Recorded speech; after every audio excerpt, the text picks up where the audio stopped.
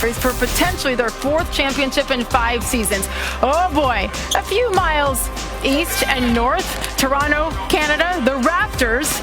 Jurassic Park is packed. We were there 72 hours ago, and there were 20,000 strong who were in shock when they came up 1 point shy of winning it all, the first championship in franchise history. But they're back tonight, and they're ready, and we're getting tackled here. Of course, this is the danger that comes with the job, Paul Pierce. If only everybody knew. Fortunately, nobody was watching except you and me. We weren't on air for that one.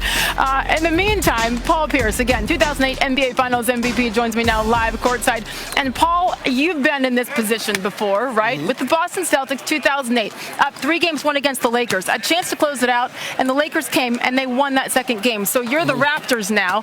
How do you reset when you kind of know that you let one slip away? Well, one, I think the Raptors know that they're a better team. When you look at the 2 wins that Golden State got, they had to flirt with history. I mean, they went on a 20-0 run in the 3rd quarter in Toronto. Then they make 23s. I mean, those are some pretty historical stats right there. So Toronto feels like they're the better team. They let it slip away. They don't want to go home for a Game 7, even though they're on their home court where it could be 50-50. Anything can happen. You know, these are the champs now, right. So I think they want to put it away tonight. Okay, so this series is interesting, though, because every game has had somebody else step up and others maybe take a step back. You've seen Marc Gasol really good and then him kind of disappear. Yes. You see Siakam in Game 1 and then not so much anymore. Van Vliet's had his moments. Kyle Lowry, certainly. What needs to happen for them to win? I think you got to have Kyle Lowry step up. Kyle's your guy? He's my guy. He's the X factor, I believe. He has to step up. He has to keep pressure on the Golden State Warriors with his downhill drives. He has to look to take those open three-pointers, push the pace, and play solid defense. They can't give up any open threes. They gave up way too many open threes in that last game. I think they know that, and I think you'll see a tighter coverage tonight. Is that your prediction? Raptors? I think the Raptors get it done. Raptors? Do we have a score? See, I'm going to really put you on the spot here because I know you answer. I'll say +5. Really? +5. Okay, yes. You heard it back there, Kevin Agati. Paul Pierce says Raptors winning their first championship in franchise history. And you know what? Nobody would be surprised. They're 5-2 against the Warriors. And they haven't lost in this building this year. They have not. They've won 3 times. 3 times, which is incredible. Paul Pierce, thank you, sir. You know we're going to hold you to that one. And by the way, there's a 2-player race for Finals MVP. The guy to my left knows a little bit about being the Finals MVP. But Kawhi right now remains the odds-on favorite to secure his 2nd career Finals MVP, according to Caesars Sportsbook. You agree? I agree. And then on the Warriors side, it's Stephen Curry, +300 to win the award for the first time in his career, something his teammates would certainly love to see him get done. He's got the 2 league MVP awards. How about Finals? And then there is the guy, Kawhi Leonard, who has been so clutch, averaging almost 30 points per game in these Finals. Tip-off, just over 2 hours away. That was a challenge from one of the front office guys. If you can make that shot, you know, every game will kind of start a little bet. You know, one of the security guards who passes me the ball, his name's Curtis. Me and him kind of got a little connection. We have a little fun, you know, spicing it up every game. And then the fans kind of picked up on it, and they get excited. So this is it. One final time. Stephen Curry will stand right here to attempt his now famous tunnel shot. It's a tradition that began about 5 years ago when Steph, after his pregame warmups, would come here and shoot those 40-footers from here, all the way to that bucket. But here's the thing. It takes more than one person. It takes a security guard by the name of Curtis Jones, who's worked here at Oracle for 25 years. And it's a high-pressure job for Curtis, who has to take a specific ball that Steph gives him and give him the perfect underhanded toss so he can make the shot. He almost always makes at least one, and the crowd around him goes absolutely wild. So they move to Chase Center next season. We'll see if the tradition continues. The good news, though, Curtis Jones is going with the Warriors across the bay to San Francisco. So many good moments here at Oracle. That shot from this tunnel will be missed. But how about some other in-game iconic moments? 2015, Curry on his way to the first of back-to-back MVPs when he made a mockery of the Clippers defense, dribbling through 4 defenders before draining that step-back 3, and Steve Kerr's reaction was absolutely priceless. A year later was their 73-9 season, setting the record for the most wins. In that 82nd game, the Warriors beat the Grizzlies, led by Steph's team-high 46 points. That was win number 73 and officially set the single-season record for wins, previously held by Michael Jordan's Bulls in 95-96. But the Warriors couldn't cap off that 73-win season in style. Instead, the Cavaliers became the first and only team so far to erase a 3-1 finals deficit. The iconic iconic Game 7 plays, LeBron's chase down block of Andre Iguodala, and Kyrie's dagger 3 with 53 seconds left. But from failure comes redemption. After adding KD to the mix, the Warriors avenged their 2016 loss by hammering the Cavs 4-1 in the 2017 finals, and they celebrated their second title in 3 years. So many memories leading up to Oracle's grand finale here tonight.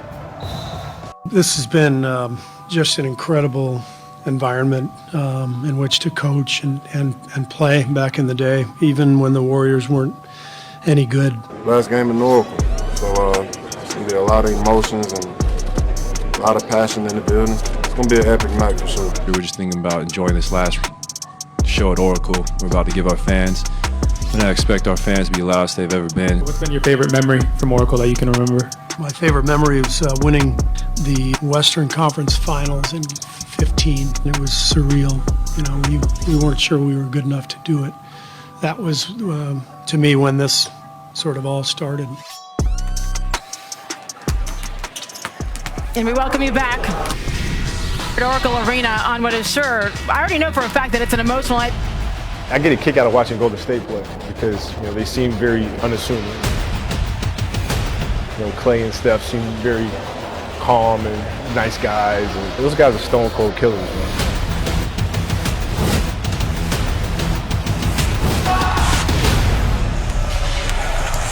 Yeah, stone cold killers. Let's focus on Klay Thompson here and his history of clutch performances in Game 6s. 2016 Conference Finals against the Thunder, he went off. Playoff career high 41 points, including a postseason record 11 threes. That propelled the Warriors to a Game 7 on their way to overcoming that 3-1 series deficit to Oklahoma City.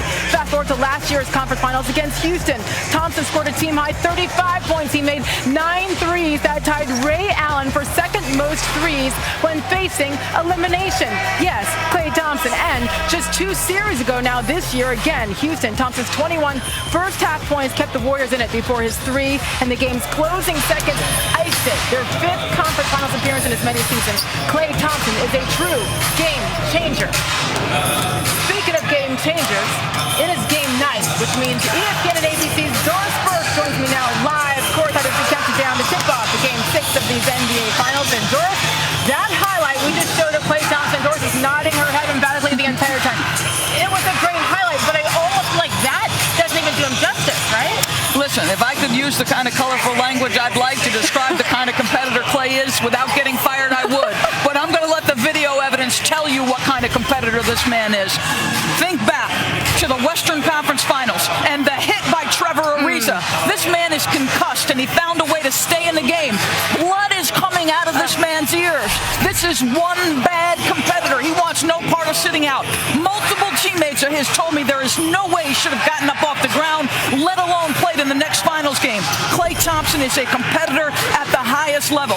This is earlier in this series, and I want you to think about this. If they don't sit him in Game 3, is the tone and tenor of this series very much different. This is a bad man, Sage, one of the great scorers and shooters in the game. What does he have for us in Game 6? You just documented how great he's been. 13 threes in his last 2 NBA Finals games. That's the second most over 2-game final span in playoff history, second only to his brother, Stephen Curry, of course. First, the Raptors are concerned. It's interesting because so many players have been on kind of a roller coaster, and that includes Marc Gasol. I want to know why he hasn't been consistent, and what do you need from him tonight? So I heard Brian Windhorst talking about they need a second scorer. Yeah. And I think the key for Marc Gasol, and he told us this yesterday, he said, I can't come out aggressive in one half and then not be so in the second. They are clearly sending so much attention to Kawhi Leonard. Well, guess what, Mark? He's going to put a touch in the paint, score that basketball. We know how efficient this guy is from three-point territory. Let it fly. Do not be shy. What happened in the second half? I think he starts to get in his own head a little bit. Kawhi draws all the attention. I'm sorry. You catch and release that shot, Marc Gasol. There's no second guessing. There's no kicking it to the weak side of the floor to get to Pascal Siakam, who has struggled mightily from 3 between games 2 and 5. And if Kevon Looney is checking me, and I know he's not 100%, and my foot touches the paint, I promise you, Sage, I am shooting that basketball. They need an aggressive Marc Gasol for 48 minutes. If he wins tonight, if the Raptors win tonight, he joins his brother Pau as the only brothers in NBA history to each have an NBA championship. I need you to use that colorful language. Go, girl. I don't want to get fired. I like my job. We need you too much for that. Doris Burke maybe going to Toronto. Maybe this is it. Thank you so much. We enjoy your call as always tonight. 9 Eastern on ABC. Here's the thing. Whoever shoots better from 3 will win Game 6.